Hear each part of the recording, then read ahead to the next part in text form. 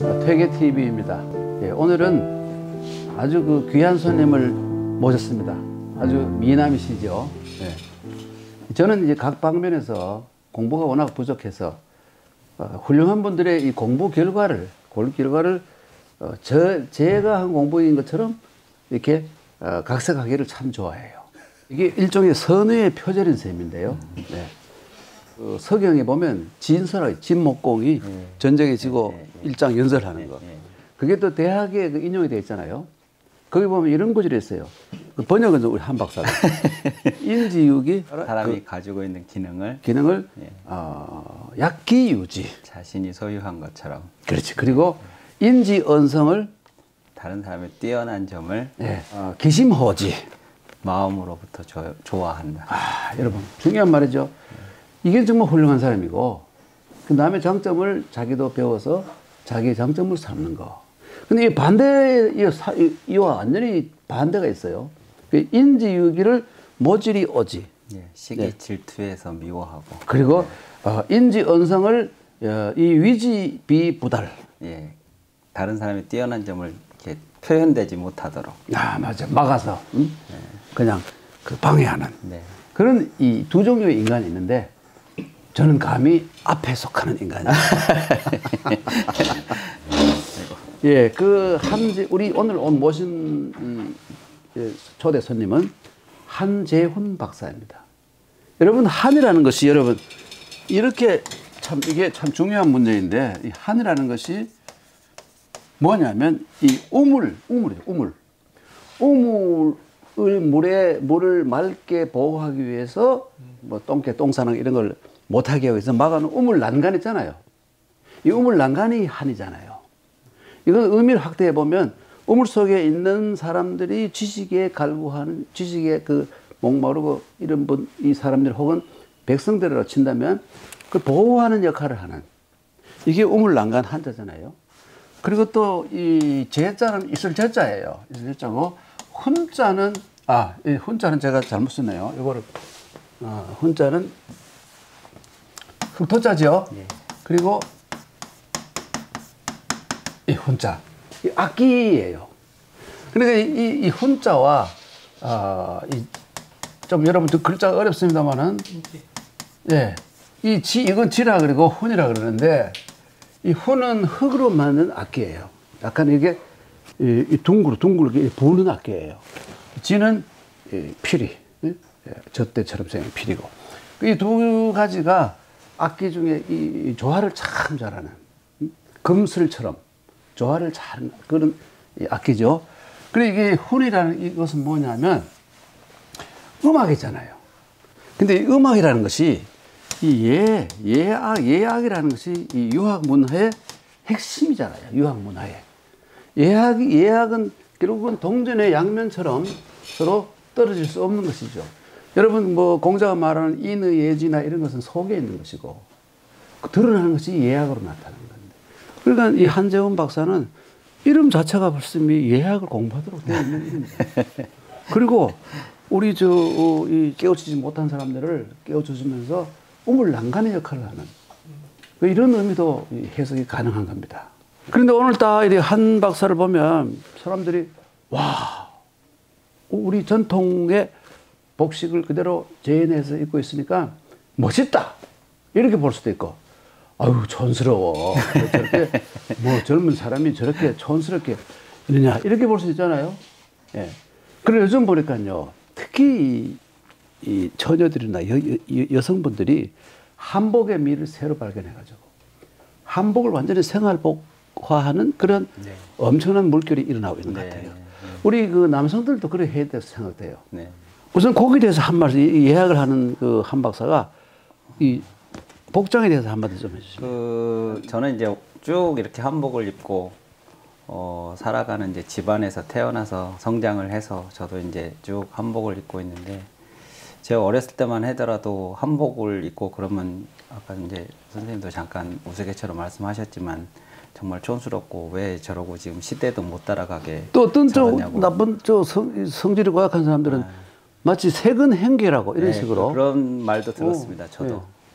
그랬는데 이제 한 1, 2년 전에 어디 인터넷에서 보니까 이제 우리 우리나라 젊은이들이 유럽 여행을 가면서 거기 가서 한복을 입고 근데 그러한 이제 기사를 보면서 참 이게 상점벽해 같은 느낌도 사실 들고 근데 또 그런 젊은이들하고 이제 그 장년층하고 한복에 대한 인식이 다른 것 같아요. 그래서 저도 이제 사람들한테 얘기할 때 뭐 5, 60대, 70대 분들 만약에 한복 입고 해외여행 가라고 그러면 절대로 못 갈 거다. 근데 우리 젊은이들은 간다. 그렇게 이제 역시. 하면서 또 동시에 그렇게 외국에 가서 한복을 입는 게 대부분 여자들이에요. 남자들은 아니고. 그래서 남자들도 우리 좀 여성들이 더 용감하고 네, 그런 것 민족 같습니다. 자존심을 지키는데도 그런 것 먼저 같습니다. 앞서서 예, 나가는. 예, 우린 예. 남자들이 요즘 이상하게 따라다니는 것들. 그렇죠? 그런 것 같습니다. 예, 그런데 그 우리 한 박사님은 어떤 사람은 촌스럽다 그래서 혹시 촌에서 태어나신 게 아닌가 이렇게 생각할 텐데 서울생입니다. 네, 제가 촌놈이고요. 네, 서울에서 태어나 1971년 네. 네, 서울생이시고 그런데 15년 동안 학교 정규 교육보다도 한학을 공부했어요. 아마 검정고시를 네, 했겠죠. 검정고시를 해서 고대 철학과에 입학을 했고 학부에 그리고 석사 박사를 다 마쳤습니다. 예, 그리고 그 뒤에는 재단법인 한국고등교육재단에서 한학연수 장학생을 했죠. 네. 예, 거기 뽑히기 참 어렵습니다. 예, 그리고 이제 그 뒤에 이제 박사학위를 받고 난 뒤에 고대 성공회대를 거쳐서 연세대에서 상당히 또 몇 년 동안 그 연구교수를 했었고 그 다음에 또 보니까 유튜브에서 아주 활동을 많이 하고 있다고. 제가요. 예, 그 유료 강의를 했는데 네. 그거 막 매우 터지게 모여가지고 요즘 소문에 이 생활비나 뭐 연구비가 충분히 해결된다는. 아니, 그렇지 않습니다. 솔직히 얘기하세요. 그렇지 않고 이제 몇몇 분들이 저한테 공부하고 싶어 하시는 분들이 있어서 그냥 소규모로 하고 있습니다. 아, 그 관심 있는 사람들은 참가할 수 있는 거죠? 네, 네. 그 요즘 뭘 하고 계세요? 요즘에 주역하고 있습니다. 아, 주역을 이거 유료예요, 유료. 예, 그냥 막 풀어주는 게 아니고. 예, 그 중요한. 근데 유튜브로 하는 건 아니고 이제 줌으로 이렇게. 줌으로. 예. 그런데 주역 그러니까 생각나는데 우리 한 박사의 그 아버님이 해평 한양원 도정님이세요. 근데 한양원 도정님은 어떤 분이냐면 갱정유도회의 도정이시고 도정이 직이죠. 네. 도정. 그러시고 결의 살리기 국민운동본부 총본부의 이사장을 하셨고, 예, 그 다음에 한국 민속종교협의 회장, 민족종교, 제가 실수, 예. 민족종교의 그 협의회 회장을 하셨죠. 네. 예. 그리고 김수환 추기경하고 친구였고, 예. 그리고 강원룡 목사님하고도 친구였고, 또 송월주 그때 그 스님하고 이런 분하고 친구였고. 뿐만 아니라 대통령을 지낸 김대중 대통령, 노무현 대통령, 박근혜 대통령하고도 아주 가까이서 많은 충고를 해주셨다고 합니다. 제가 이 얘기 왜 하느냐면 바로 그 통일교회 문선명 교주에게 이 한양원 우리 도정님께서 주역을 가르친 적이 있어요. 네. 맞죠? 네. 네. 그래서 정통 주역을 지금 하고 있는데 거기 들어갈 수 있는 방법을 꼭 좀 알려주세요. 네. 이걸 보는 분들이 네. 관심 있는 분이 많거든요. 네. 네. 그렇게 부탁드리고. 예. 그런데 제가 듣기에는 저는 우리 한 박사가 청학동하고 어떤 연관이 있는지 모르는데 청학동이 한때 그 종교 탄압의 결과물이다. 그런 얘기를 좀 들었는데 그거 어떻게 된 겁니까? 이 지리산 자락 정남 하동에 있는 청학동은 실은 이제 원래 사람들은 조선시대부터 계속 내려왔던 사람들이 살았던 마을이라고 생각하는데 그런 건 아니고요. 아니고 아까 이제 잠깐 선생님 말씀하신 것처럼 이제 갱정유도라고 하는 민족 종교가 1928년도에 이제 창립이 됐는데 그런데 이제 그 후에 54년도에 그 갱정유도를 창도하신 이제 강대자 성자 쓰신 어른이 강대자 성자. 이제 그때 하여튼 우리나라가 그 분단이 되고 뭐 이런 과정에 있는 이제 그 와중인데 그렇게 하면 안 되고 이제 민족이 화합을 해서 중흥국이 되어야 된다라는 얘기를 하면서 그거를 이제 유엔에다가 또 사무총장에게 호소문을 보내고 상하 양원 의장한테도 보내고 미국 대통령한테도 보내고 우리나라 이제 대통령께도 보내고 이제 이렇게 그거를 했습니다. 해평 선생 그러니까 아니 그때는 이제 저희 아버님 활동하시기 전이고요. 활동하기 전이고. 예, 54년도에 그랬는데 54년도에 이제 미국에서 이 기관이 어떤 기관인지 좀 조사를 해봐라고 우리나라 정부에 이제 이첩이 왔어요. 그러니까 이제 정부에서 전라북도 경찰국에다가 그것을 어떤 데인지 왜 이런 얘기가 미국으로부터 오게 만드는지 해라 그래가지고 이 경찰국에 가가지고 그냥 다짜고짜 그냥 이 폭력을 가했습니다. 그럼 그때 이승만 정권 때 그렇죠. 그래가지고 이 도조께서 선화를 하시게 되고 도조가 이제 선화를 하시니까 그때 이제 갱종유도인이 약 53만 명 정도 되셨는데 이제 도조가 돌아가시니까 전부 뿔뿔이 흩어졌죠. 그 강대성 도조. 예. 그래서 이제 그 갱종유도인 중에 일부가 그러면 이제 도조가 돌아가셨으니 우리끼리 그 가르침에 따라서 깨끗하게 살자 하면서 이제 종교적 신념을 가지고 그곳에 가서 화전을 일구신 겁니다. 그래가지고 이제 거기서 살고 계셨는데 나중에 한 70년대쯤 됐을 때 70년대, 80년대 그때 사람들이 이제 등산들을 하게 됐는데 거기 가서 그 마을을 만난 거죠. 그래서 이제 이게 머리도 기르고 한복도 입고 이러고 사니까 조선시대부터 내려온 사람들일 거라고 자기들이 그렇게 생각을 한 거고 이제 그게 이제 저희들하고 같은 갱종유도인들의 마을인 것이죠. 굉장히 중요한 걸 알게 됐죠. 그러니까 그 도연명의 도화홍기에 나오는 어부가 들어가서 발견한 그런 거죠. 그 비슷한 그 느낌이었어요. 맞습니다. 정말 굉장히 이제 알았습니다. 그 청학동이라는 것이 알고 보니까 거기 사람들이 모여 살고 했던 것은 이 종교 탄압에 의해서 갱정 유도에 대한 그럼 갱정 그 유도에 대해서 잠깐 좀 설명을. 이제 갱정 유도는 유학의 그 서당의 가르침이라든가 그런 교육 제도를 그대로 교육 제도로 받아들여서 항하고 있고요.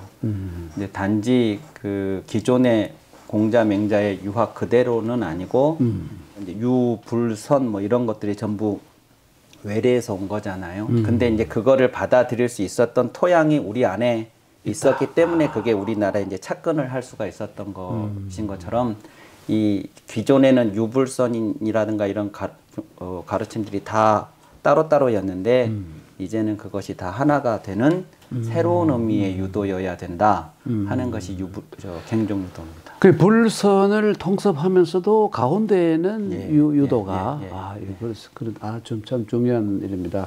예. 그런데 여러분 제가 그 한박사 소개가 좀 미진했는데 바로 여기에 있는 이 저서가 참 엄청난 책인데요. 요즘 애들 말로 어마무시한 책입니다. 근데 퇴계 이황의 예학 사상입니다. 이걸 아마 이 한 박사가 수십 년 공력을 기울인 것이 여기 다 들어있다고 저는 생각하고 있는데 앞으로 계속 다른 또 공부도 하고 계시겠지만 이 책은 제가 볼 때는 말이죠. 이 퇴계 선생의 학문의 핵심이 되는 이 예학 사상, 예사상의 이게 공전절후의 대작이라고 봐요. 예. 공전절후 아시죠? 대작이라고 봅니다. 그래서 세상이 뭐 무심치 않아서 바로 올해 이 학술은 우수 학술 도서로 또 추천된 책이기도 합니다. 예. 요즘 그 예가 예교의 악봉, 예학이 파괴된 시대에서 사람들이 예를 그 기피하고 예를 별로 중요시하지 않는 경우가 있는데 우리 조상들에 있어서 예라는 것은 그 삶 자체는 마찬가지였어요. 그래서 백견불여일독 100번 보는 것보다 백견불여일독에 참 좋은 책입니다. 예. 그리고 이 예학이라고 하면 사람들은 매우 딱딱하게 생각하는데 또 이 특별한 타고난 문장에 있어서 그런지 아주 부드럽고 쉬워요. 이해하기가 참 쉽습니다. 예. 그래서 이 퇴계 TV를 보는 여러분께 이 책을 꼭 권하고 싶습니다. 그러니까 아까 말씀드렸습니다만 조금 더 제가 과장이 아니라 퇴계 예학의 그 흔들 수가 없는 아주 강고한 프레임을 이 책을 통해서 만들어 놨어요. 그래서 제가 공전절후일 가능성이 크다고 이렇게 얘기하는 거예요. 아닙니다. 선생님 과찬이시고요. 과찬이 아니라 있는 그대로 말씀드린 것이라고 볼 수 있고요. 그런데 이 공자께서 나는 그 15살에 학문의 뜻을 두고 30살에 그 32일이 섰다 그랬지 않습니까? 지우학하고 이립이라고 하잖아요. 저는 뭐 저도 논어를 읽었습니다만은 그 15년 동안 공부를 했는데 공자가 그 공부의 핵심이 뭐냐면 예학이었던 것 같아요. 예. 그래서 그 그 32립 했을 때 립 다음에 예 두 글자가 생략된 거라고 봐요. 네.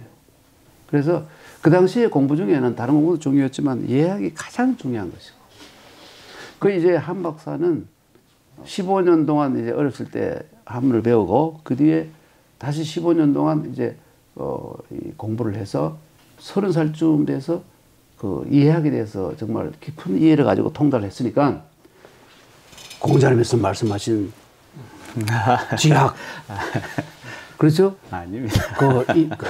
이립 그 다음부터 그거는 자기가 헤쳐나가야 될 거라 아닌가. 예? 네.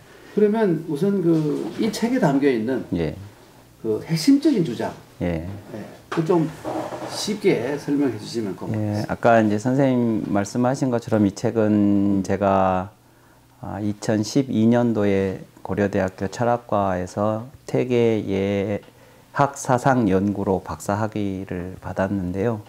그 책을 이제 좀 보완해서 낸 책입니다. 이제 그 퇴계 예학 사상 연구는 퇴계의 예학까지만을 이제 다룬 거고, 이 책은 이제 퇴계로부터 그동안 이제 우리 예학은 조선시대 예학은 사계 김장생과 한강 정구가 예학의 종장이다 이렇게 이제 유학사에서 그렇게 평가들을 했거든요. 근데 이제 그 사계 김장생과 한강 정구 선생도 퇴계 선생의 영향을 받았다 하는 것까지를 밝힌 책입니다. 굉장히 중요한 책이에요. 네. 그리고 이제 제가 퇴계 예학 사상을 이제 박사학위 주제로 잡았던 이유는 사실 이제 석사학위는 퇴계 심설의 리현 지향에 대한 연구라고 해서 이제 심성론으로 썼습니다. 좀 설명을 제가 부탁드릴게요. 근데 퇴계를 이제 박사에서 연구를 하려고 보니까 이제 주제를 잡아야 되겠는데 이제 퇴계와 관련된 연구들을 이렇게 조사를 해보니까 나 이거를 미루어 두었거나 아니면 일부러 무시했거나 했던 게 예학이라고 느꼈습니다. 그러니까 이제 철학 분야에서 예학을 의도적으로 배제를 했거나 아니면 아직은 거기까지 가기 전에 심성론 쪽에 조금 더 집중해야 되겠다 하는 필요성이 있어서이거나 이제 그렇게 연구가 그 정도만 되어 있어서 퇴계학을 좀 보완한다는 측면에서 보면 예학이 반드시 좀 퇴계학 자체로도 보완이 되어야 되겠다고 생각을 했고, 또 하나는 아까도 말씀드렸듯이 이제 그 조선시대 예학사가 한강과 사계로부터 이제 이렇게 써내려져 가는데 사실 그 선하는 퇴계 예학이다.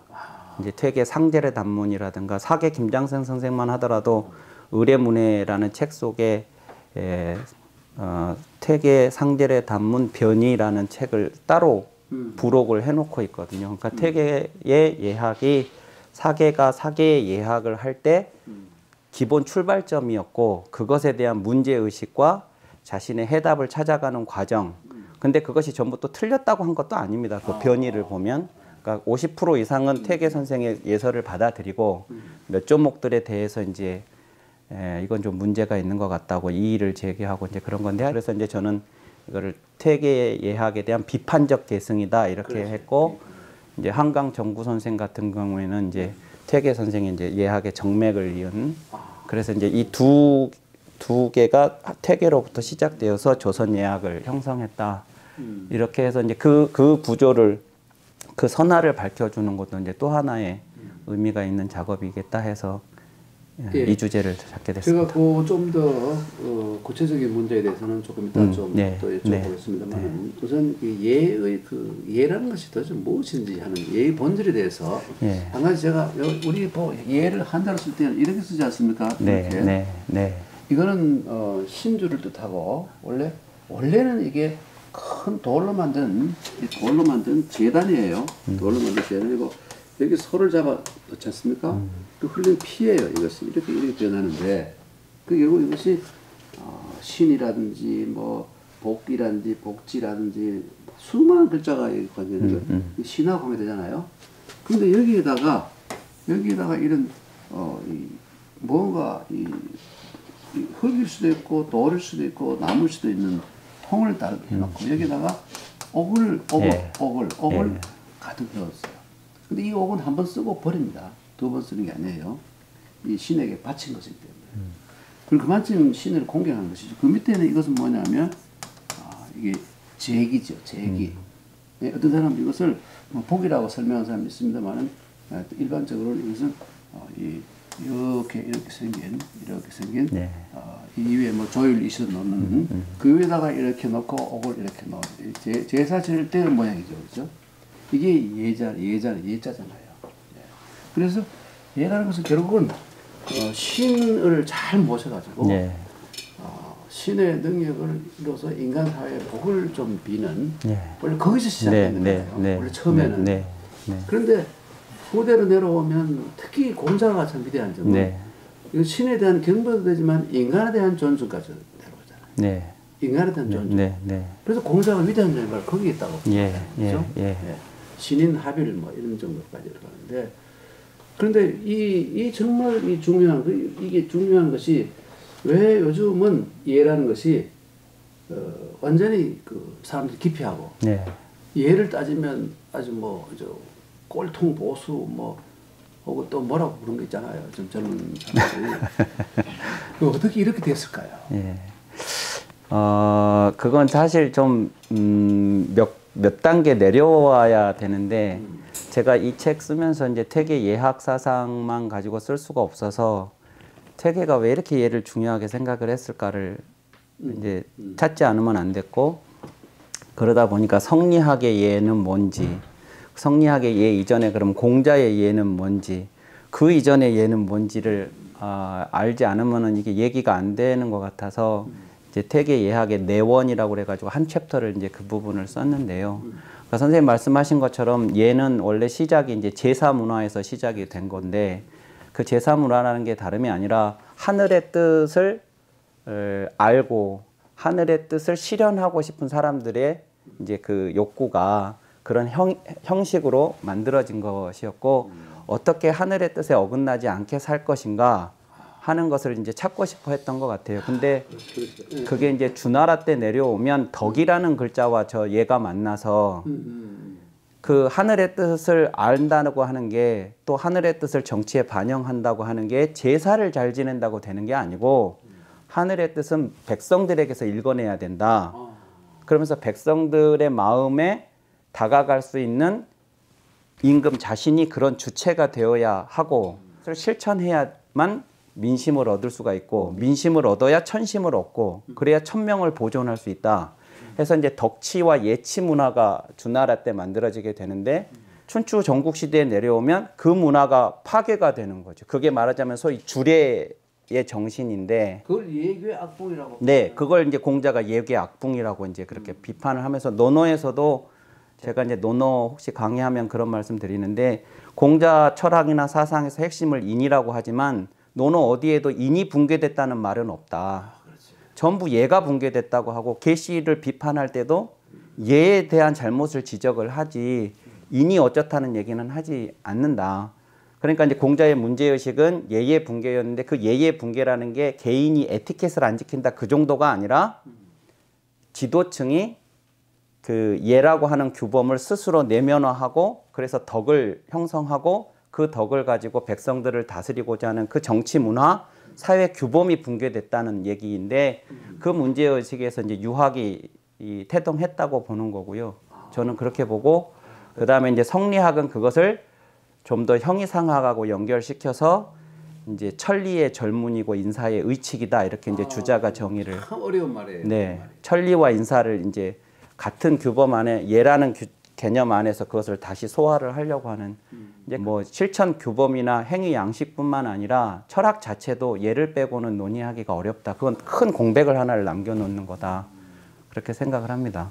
예, 그 참 어려운 것을 참 쉽게 설명해 주셨는데, 그런데 이 예라는 것이 결국은 어떤 의미에서는 신에 대한, 하늘에 대한 존중뿐만 아니라 인간에 대한 존중까지도 포함되는 거라고. 그게 그 공자의 그 위대한 휴머니즘 사상이고, 근데 예는 그 한자로 써야 그 이해가 될 것 같은데, 그 교수님께서, 그 박사님께서 그 예 약자로 씁시다.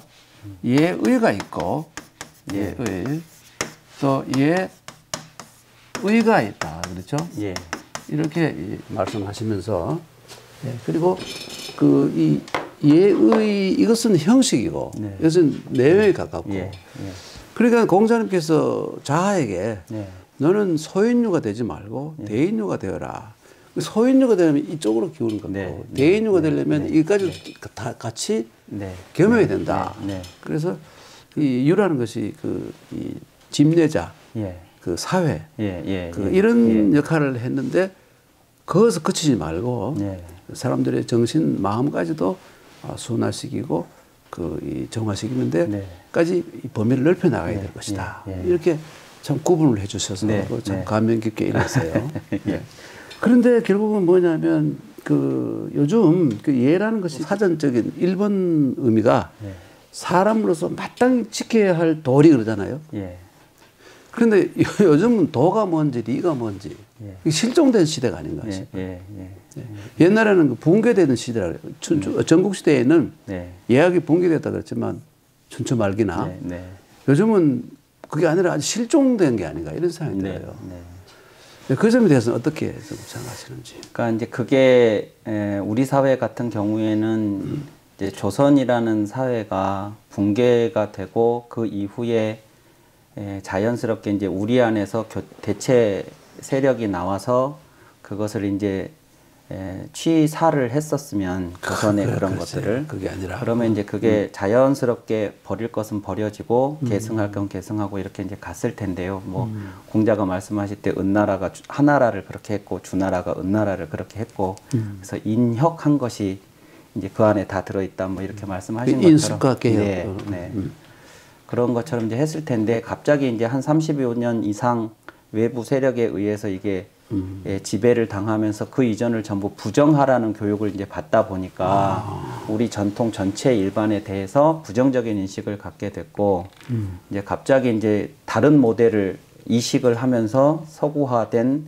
생활 양식이라든가 이런 것들 그리고 이제 근대화되어가는 그런 이제 그 경제 양상들이 변화를 하게 되면서 사람들이 이제 다른 삶을 살게 되면서 기존의 것들을 더 이상 계승할 필요가 없거나 아니면 그걸 전부 버려야 하는 거 이렇게 이제 생각을 해 오다 보니까 이제 우리 것은 되게 거추장스러운 것처럼 느껴진 것 같고요. 예를 들어 제 자식도 아이도 유치원을 가는데 뭐 요즘에 할로윈 데이를 한대요. 그러니까 그거를 하면 마치 무슨 파티 명절 막 이렇게 느끼는데 정작 우리 안에 있었던 명절들에 대해서는 그렇게 느끼지를 못하는 이제 그런 분위기가 우리 안에 이제 만들어진 것 같고 또 식사 예절이라고 그래도 저는 사실 양식을 먹으면 막 포크가 몇 개가 있고 막 어느 쪽이 물이 내 건지 모르겠더라고요. 어느 쪽 포크가 내가 쓴 건지 모르잖아요. 그러니까 그렇죠? 그게 되게 복잡한데요. 그런데 사실 우리가 가지고 있었던 식사 예절을 지키면 그 용도들은 좀 헷갈릴지 몰라도 에티켓이 벗어나지는 않을 거라고 생각하거든요. 기본적인 에티켓이 그런 구체적인 그 뭐 도구의 사용 방법은 잘 몰라도 그러니까 그 예절에도 서양식 식사 예절에도 예절이 있고 우리 안에도 예절이 있는데 사실은 이제 예절을 서양 것에만 좀 더 가치를 부여하고 우리 거는 별거 아닌 것처럼 생각했던 것이 아닌가.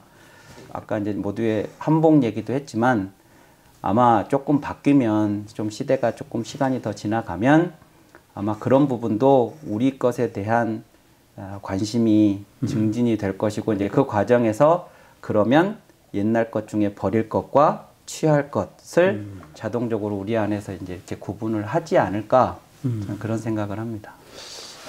그 참 우리 조상들의 전통적인 예를 현실에 맞추어서 실행하기가 참 어려운 게 아닌가. 아까 네, 식사 예절도 그렇지만 우리는 어릴 때 식사를 할 때 네. 음식이 다 차려져 있어도 아버지가 안 오시면 네. 음식을 식사를 할 수가 네. 없었어요. 네. 네. 아버지가 뭐 잠깐 다른 일로 어디 네. 있으면 한 5분이고 10분이고 기다리다가 네. 식어도 기다리다가 아버지가 오셔서 숟가락을 드시면 네. 넣고. 네. 이제는 그런 거 완전히 없어져 버렸죠. 네. 그리고 그때가 그 80년대 초라고 할까요? 학생들이 보면 먼저 인사를 예. 했는데 요즘은 제가 먼저 인사를 해야 되거든요. 제가 나올 때쯤 돼가지고는. 그러면 학생들은 마지 못해서 이렇게 아는 척 해주고 뭐 이런 상황이 됐어요. 근데 그게 알고 보면 전 또 일리가 있다고 생각하는 것이 모든 교수들이 학생들이 내는 등록금으로 그 월급을 받으니 우리는 이 학생들이 고객이 우리는 판매원이잖아요. 어떤 의미에서는. 그렇게까지 생각해 보니까 또 말이 된다고 생각하죠. 또 어떤 경우는 그게 아닌데 하는 생각이 들기도 하고. 그래서 예라는 것을 적응시키기가 참 힘들다. 근데 요즘 저는 이렇게 생각해요. 저는 우리 한 박사 만나면 굉장히 기분이 좋거든. 또 한 박사가 나를 봐서 기분 나빠질 리가 없는 거죠. 그럼요. 그게 서로 예가 있기 때문에 그런 게 아닌가. 그 예를 지키지 않으면 신뢰를 한다는 결례를 하게 되면 그 사람하고 같이 있는 한 자리에 있는 게 싫어지고 뒤에서 뒷담을 하게 되고 이러는데 전혀 그렇지 않은 관계가 서로 예를 지키기 때문에 그런 게 아닌가. 이런 생각이 들어요. 그러니까 예라는 게 개인의 이 에티켓에서부터 그 사회 질서, 문화, 그렇죠. 일반을 다 포괄하는 대단히 넓은 개념이잖아요. 동양에서 예라는 개념이 그냥 예의 범절 그렇게 개인의 혹은 그냥 가정에서의 그런 것뿐만이 아니라 그러니까 이제 그것은 어떤 측면에서 보면 그 사회가 도달한 성숙도의 그 지표일 수 있다고 생각을 했고 또 이제 동양에서는 특히 인간이 예가 없는 것은 금수와 다름이 없다고까지 이제 그러니까 인간이지만 인간이 아닌 존재로 할 수 있었던 게 인간이라는 존재가 사회적 존재고 사람과 사람과의 관계를 맺고 그 안에서 살아가는 사람들이기 때문에 그것이 이제 자기 마음대로 자기 기분대로만 살아가면 안 되니까 그 안에서 이제 서로가 기분이 나쁘지 않은 어떤 약속들 그 약속들이 조금씩 더 섬세화되어 가면서 그거를 예라는 이름으로 불렀기 때문에 우리 사회도 이제 자꾸만 서구를 모방해 가다가 이제는 이제 주도해 가야 하는 위치에 서게 되면 이제 서양식을 모방하는 게 아니라 우리가 뭔가 모델을 내놔야 되는데 그때쯤 되게 되면 서양에는 없는 다른 모델을 내놔야 되는데 그럴 때 예라는 게 중요한 참고 체계가 되지 않을까 그렇게 생각합니다. 참 예라는 것이 어렵고 참 어렵고 지키기 어려운 것 같지만 알고 보면 서로 상대방에 대한 존중이라는 걸 생각하면 그게 어려운 것도 아닌 것 같아요. 네.